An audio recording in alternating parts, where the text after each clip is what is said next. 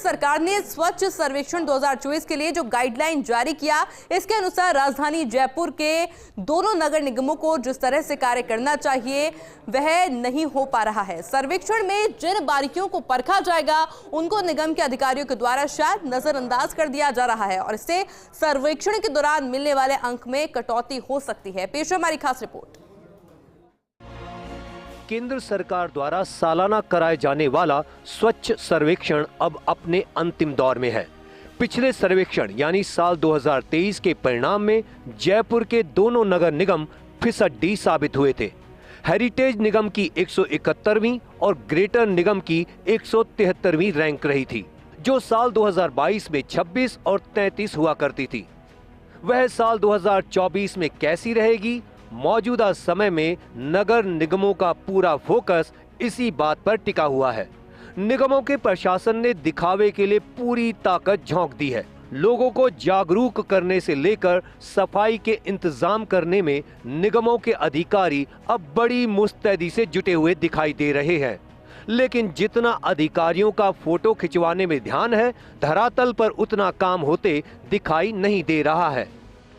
स्वच्छ सर्वेक्षण 2024 है और अभी आज चूँकि आचार संहिता की वजह से हमें थोड़ा टाइम और एक्स्ट्रा मिल गया है, तैयारियां और करने का मौका मिल गया है और इसके लिए शहर वासियों के लिए भी बहुत अच्छी बात है कि हमें थोड़ा और टाइम मिला है। हमें सबको मिलकर इस जयपुर शहर की स्वच्छता का ध्यान रखना चाहिए और नगर निगम अपना काम कर ही रहा है। नगर निगम सारे स्वच्छता के जो कंपोनेंट हैं उन सब पर अपनी वर्किंग कर रहे हैं। उसके साथ में शहर वासियों को भी सहभागिता निभानी होगी। स्वच्छता की प्रतिस्पर्धा 9,500 अंकों की, इसमें 14% जन आंदोलन, 26% प्रमाणीकरण, 60% सेवा स्तर के अंक होंगे। 5,705 अंक सिर्फ सेवा स्तर में प्रगति को अंकित करेंगे। बाकी 5,705 में से 2,853 अंक होंगे, जिनमें विरासती अपशिष्ट प्रबंधन और डंप साइट उपचार 4%, पृथकीकृत संग्रहण और परिवहन 13%, संकेत सूचक 14%, दर्शनीय स्वच्छता 17%, स्वच्छता उपयोगिता जल प्रबंधन सफाई मित्र सुरक्षा 22%, ठोस अपशिष्ट प्रबंधन 30%। अब इन नंबरों के मुताबिक यदि बात करें तो शहर के नगर निगमों की परीक्षा में अंकों का कटना इस बात से तय है क्योंकि राजधानी के दोनों नगर निगम क्षेत्रों में खुले में कचरा फैला हुआ दिखाई देता है। करीब 3,000 से अधिक ओपन डिपो दोनों नगर निगमों के लिए खत्म करना केवल चुनौती बनकर ही रह गया है। सड़कों के किनारे होने वाली सफाई का स्तर संतोषजनक नहीं है। हेरिटेज नगर निगम में गंदी गलियों के लिए करोड़ों रुपए बहाए गए हैं, लेकिन उस पर कोई काम ही शुरू नहीं हो सका है। सिंगल यूज प्लास्टिक का भी उपयोग शहर में धड़ल्ले से हो रहा है। सब्जी मंडी से लेकर बाजारों में प्रतिबंधित प्लास्टिक का उपयोग नियमित रूप से हो रहा है। इसकी वजह से सर्वेक्षण के दौरान अंकों में कटौती तय है। सर्वेक्षण में 150 अंक निर्धारित किए गए हैं। खाली भूखंडों में कचरे के जगह जगह ढेर लगे हैं, इन पर कोई कार्रवाई नहीं दिखाई देती है। दोनों नगर निगमों के लिए सॉलिड वेस्ट मैनेजमेंट के तहत CND, MRF और RDF waste to energy plant केवल कागजों में ही बन रहे हैं। इसके तहत भी नंबर कटना तय है। इन सब के बीच निगम के नेताओं की माने तो जनता में जागरूकता का काम केवल दिखावे तक ही किया गया है। देखिए, नगर निगम अपनी जो पुरानी जो व्यवस्था है उससे लाचार है और हमेशा दावे किए जाते हैं, लेकिन आज तक इनके दावे कभी ज़मीन पे खरे उतरे नहीं है। और जहाँ तक कि अभी टॉप 10 में आने की बात कर रहे हैं, ये वापस जो पिछली बार मुखी खाई थी इस बार भी सेम वैसे होने जा रहा है और टॉप 100 में भी जयपुर दोबारा नहीं आने वाला है, क्योंकि यहाँ का जो रवैया है काम करने का वो इतना लाचार है। ये बात तो करते हैं भोपाल की, इंदौर की, लेकिन काम करने की इनकी बिल्कुल भी मंशा नहीं है।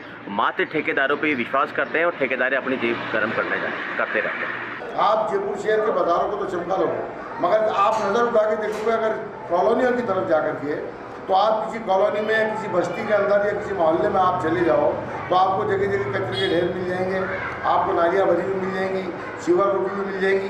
उसकी वजह ये है कि हमारे पास कर्मचारियों की पूर्ति नहीं है। जहाँ तक मैं समझता हूँ और जहाँ तक मैं कहना चाहता हूँ वो बात ये है कि जहाँ हमें 100 कर्मचारियों की आवश्यकता है, हमारे पास 50 कर्मचारी हैं। तो मेरा निवेदन सरकार से ये होगा कि सबसे पहले तो कर्मचारियों की पूर्ति की जाए, जो उनकी भर्ती की जाए, जो मृतक आश्रित को पड़े उनको नियुक्तियाँ दी जाए, ताकि कर्मचारियों की किसी हद तक पूर्ति हो सके।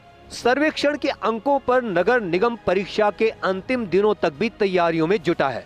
यह बात अलग है कि साल भर की मेहनत की होती तो शायद सर्वेक्षण के अंतिम दिनों में नहीं भागना पड़ता। नगर निगमों के जनप्रतिनिधियों की चुनाव में व्यस्तता रही।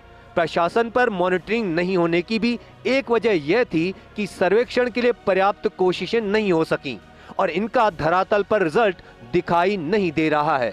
जनता को जागरूक करने के साथ ही प्रशासनिक अधिकारियों की बैठकों के दौर चल रहे हैं। जो खुले में कचरे के ढेर हैं उन सबको हमने बहुत कम पीछे महीने पहले हमने बहुत कुछ कम कर दिए थे, पर अभी चूँकि अब आचार संहिता है, हमारे सारे कर्मचारी जो हैं वो चुनाव ड्यूटी पर गए हुए हैं, तो चुनाव ड्यूटी पर जाने की वजह से मतलब हमारे लगभग 1000 के आसपास कर्मचारी बाहर है और 2900 में से है तो बहुत कम कर्मचारी बचे, तो थोड़ा स्वच्छता के अंदर थोड़ी दिक्कत आ रही है, पर कुछ दिनों में ही इसको सही कर दिया जाएगा। जो मीटिंग हुई है उसमें हमारा मुख्यतः डिस्कशन जो हमारा जागो जयपुर जगमग जयपुर अभियान है उसमें किस प्रकार से ओपन डिपो मुक्त हमें जयपुर नगर निगम हेरिटेज शो करना है, उसके लिए काफ़ी डिस्कशन हुआ है। मेरी सभी शहरवासियों से अपील है कि हमने निगम ने आपके प्रयासों से मिलकर लगभग 170 ओपन डिपोज अभी तक हमने कम किए हैं और इसी क्रम में हमें प्रयास करना चाहिए कि हम सड़क पे कम से कम कचरा फेंकें, हमारे घर में गीला और सूखा कचरा अलग अलग हो और कचरे को कचरे वाली गाड़ी में ही डालें। हालांकि निगमों द्वारा प्रतिदिन दावे किए जा रहे हैं। जयपुर को जगमग करने से लेकर शहर की स्वच्छता में 4 चांद लगाने की कोशिशें भी की जा रही हैं, लेकिन यह सब कुछ फौरी तौर पर केवल इम्तिहान को देखते हुए ही किया जा रहा है। यदि शहर के नगर निगमों के प्रशासन साल भर सक्रियता दिखाएं और औपचारिकता के आगे धरातल पर भी मॉनिटरिंग को दुरुस्त करें, तभी जाकर ओवरऑल इस इम्तिहान के टॉप 10 शहरों में जयपुर को शामिल कराया जा सकता है। केवल दावे करने से तो नहीं। Bharat Dikshit, first India news, Jaipur.